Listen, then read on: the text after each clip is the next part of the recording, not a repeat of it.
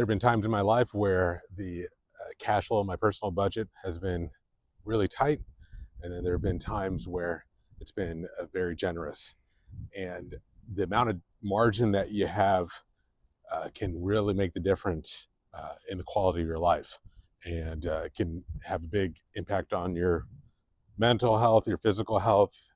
Can really have a big impact just on your stress level, your anxiety, and what your daily routine even looks like. Uh, when you don't have that margin, you're on the edge. You're just really a slave to your current circumstances. And when you do have a lot of margin and a lot of a buffer, then you're just a lot more relaxed and you feel more in control. You have more options. You can take time to really make the right decisions. You can think long term, which means you can really do things differently, and affords you the opportunity, the luxury to show up in a different way. So not only though do you need, and that's just not margin only in your budget, but also in your life too. Do you have, how much margin do you have with your schedule?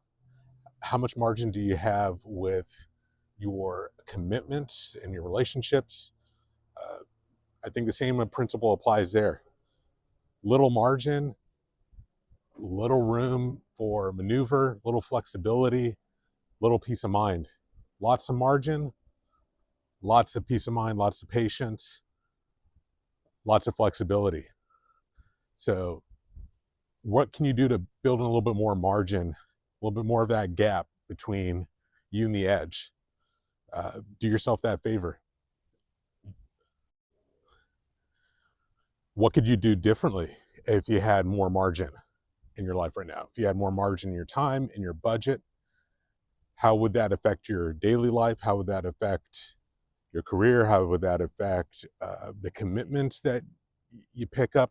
Or what commitments would you drop because you have a little more margin? Um, what would you say no to? What would you say yes to? Think about these things. A lot, creating that margin can really just change your life overnight.